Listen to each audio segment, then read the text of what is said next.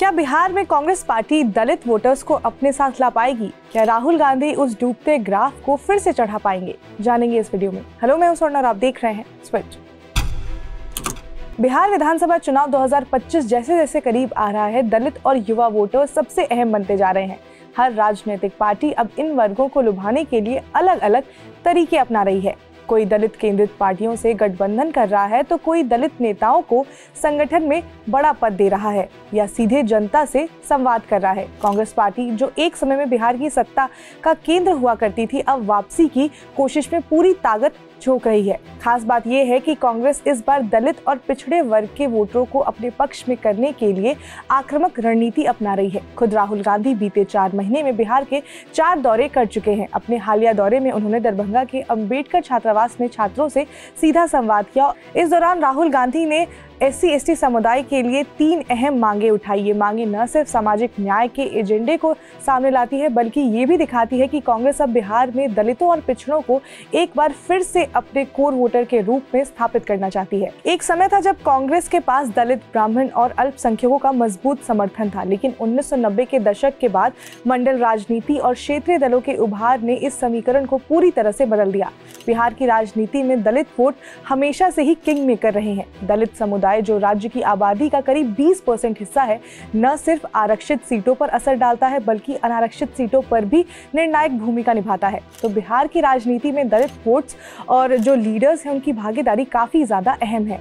और यहीं पर कांग्रेस की सबसे बड़ी चूक हुई। जो दलित वोट उसका पारंपरिक आधार था, उसे कांग्रेस ने धीरे धीरे करके खो दिया। अगर हम इतिहास की बात करें तो कांग्रेस कभी दलितों, अल्पसंख्यकों और सवर्ण हिंदुओं की सबसे पसंदीदा पार्टी हुआ करती थी। जेपी आंदोलन के बाद नए पॉलिटिकल इक्वेशन बने तो कांग्रेस का सामाजिक समीकरण जो था वो टूट गया। यादव, कुर्मी और दलित जैसे पिछड़े और वंचित तबके समाजवादी पार्टी की तरफ जो थे वो झुकने लग गए। सवर्ण तबके बीजेपी के साथ जो था वो जाने लग गया। अब यहाँ पर सवाल ये आता है कि हर पार्टी बिहार में दलित वोट्स के पीछे क्यों भाग रही है? तो बिहार की लगभग 20% आबादी दलित है और 243 में से 38 सीटें SC के लिए आरक्षित है। साथ ही कई सामान्य सीटों पर भी दलित वोट निर्णायक भूमिका निभाते हैं। राहुल गांधी का संविधान और दलित अधिकारों पर जोर, RJD का नई सामाजिक न्याय रणनीति की ओर झुकाव, नीतीश कुमार की योजनाएं और बीजेपी का दलित पार्टियों से गठजोड़, सब मिलकर बिहार की राजनीति को दलित केंद्रित जो है वो बना रहा है।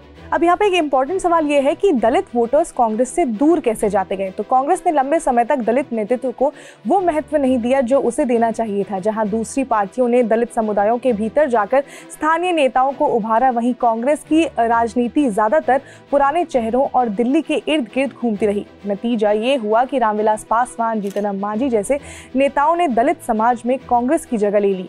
नीतीश कुमार ने तो 2007 में महादलित नाम से एक नया वर्ग बनाकर दलितों को ही बांट दिया। इसका फायदा भी उन्हें कई चुनावों में मिला। कांग्रेस इस बदलाव को समय पर समझ नहीं पाई। जब तक समझी तब तक बहुत देर हो चुकी थी। लेकिन मगर इस विधानसभा चुनाव में ऐसा न हो, इसलिए चुनावों के साल में कांग्रेस ने राजेश कुमार को बिहार प्रदेश अध्यक्ष बनाया है। राजेश कुमार चौथे दलित नेता हैं जिन्हें ये जिम्मेदारी दी गई है। उनसे पहले 1977 में मुंगेरी लाल, 1985 में दुमरलाल बैथा और 2013 में अशोक चौधरी इस पद पर रह चुके हैं। हालांकि बाद में अशोक चौधरी JDU में चले गए थे और कांग्रेस ने एक ब्राह्मण नेता को प्रदेश अध्यक्ष बना दिया था। राजेश कुमार की नियुक्ति तब हुई है जब कांग्रेस पहले ही मल्लिकार्जुन खड़गे जैसे वरिष्ठ दलित नेता को राष्ट्रीय अध्यक्ष बना चुकी है।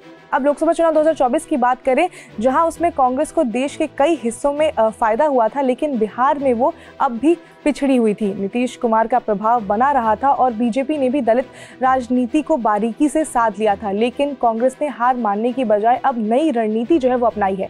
कांग्रेस का पूरा ध्यान अभी विधानसभा चुनाव पर है, इसलिए वो अपनी रणनीति बदल रहे हैं। इस रणनीति का पहला कदम था राजेश कुमार को बिहार कांग्रेस का नया अध्यक्ष बनाना। राजेश कुमार दलित समुदाय से आते हैं, युवा हैं और उनकी छवि एक ईमानदार नेता की है। इससे कांग्रेस ने ये साफ संदेश देने की कोशिश की है। इसके अलावा अभी राहुल गांधी भी बिहार गए, उन्होंने वहां भी एक स्टेटमेंट देने की कोशिश की। जैसे वो छात्रों से मिले, फिर उन्होंने छात्रों के साथ बैठकर जो फूले फिल्म देखी। तो इन सब से कांग्रेस पार्टी जो है वो अपना इमेज जो है वो सुधारने की कोशिश कर रही है। सिर्फ कांग्रेस ही नहीं, अभी बिहार में सभी पार्टियां दलित वोटर्स को साधने की कोशिश कर रही है। बीजेपी ने चिराग पासवान की लोक जनशक्ति पार्टी और जीतन राम मांझी की हिंदुस्तानी अवाम मोर्चा को साथ लाकर दलित वोट बैंक को मजबूत किया है। तो नीतीश कुमार लगातार कोशिश कर रहे हैं कि जो दलित वोटर्स हैं वो विधानसभा चुनाव में भी जो 2025 में होने वाला है उसे क्रैक कर सकें। लगातार सभी पार्टियां जो है इसी कोशिश में लगी हुई हैं। तो बीते विधानसभा चुनाव में अगर कांग्रेस की परफॉर्मेंस की बात करें, खास करके अगर वोटिंग परसेंटेज की बात करें, तो 2000 से 2020 तक उसमें काफ़ी गिरावट देखने को मिली है। जैसे 2000 में कांग्रेस पार्टी का जो वोट शेयर था वो 11.06% था, तो जो कि 2005 में कम होकर 6.09% हो गया। उसके बाद 2010 में वोट शेयर पहले से थोड़ा ठीक ज़रूर हुआ 8.37% पे, लेकिन नंबर ऑफ सीट्स में उसका योगदान कुछ खास नहीं मिला। फिर 2015 में वोट शेयर 6.67% था, हालांकि इस बार सीटों की संख्या जो थी वो डबल डिजिट में थी। उसके बाद 2020 में वोट शेयर बढ़कर 9.48% हुआ, लेकिन सीटों की संख्या 27 से घटकर 19 हो गई। तो कांग्रेस पार्टी जरूर ये चाहेगी कि इस बार जो बिहार में विधानसभा के चुनाव होने वाले हैं उसमें वो वापसी करे। वापसी करने को लेकर कांग्रेस पार्टी लगातार नई नई रणनीति बना रही है। अभी हम देख रहे हैं कि राहुल गांधी किस तरह से एक्टिव हो गए हैं बिहार विधानसभा चुनाव से पहले, और उसमें भी अगर हम बात करें दलित वोटर्स की, क्योंकि बिहार की पॉलिटिक्स में उनका योगदान काफ़ी ज़्यादा अहम है, तो उसको साधने की हर कोशिश कर रही है। अब देखना ये होगा कि क्या कांग्रेस पार्टी ऐसा कर पाती है या नहीं। जो भी होगा वो तो आगे आने वाला टाइम ही बताएगा। अब बिहार इलेक्शन से जुड़े जो भी अपडेट आएंगे उसमें जिन भी पार्टियों की जो भी बात सामने आएगी वो हम आप तक पहुंचाते रहेंगे। आप जुड़े रहिए स्विच के साथ। इसके साथ ही अगर ये वीडियो आपको इन्फॉर्मेटिव लगी हो तो लाइक करें, शेयर करें, सब्सक्राइब करें स्विच को।